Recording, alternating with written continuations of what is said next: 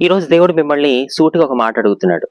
నీ చుట్టూ ఉన్న వారితో నీ గతం గురించి చెబుతూ దేవుని పట్ల కృతజ్ఞత కలిగి జీవిస్తున్నావా అని.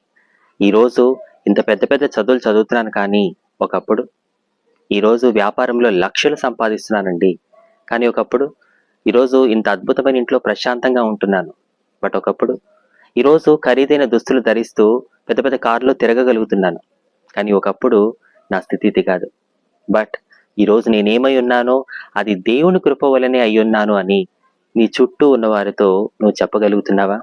అలా చెబితే వాళ్ళ దగ్గర నేను తక్కువైపోతానేమో అని నామోషికి వెళ్ళి నష్టాన్ని కొని తెచ్చుకోకండి.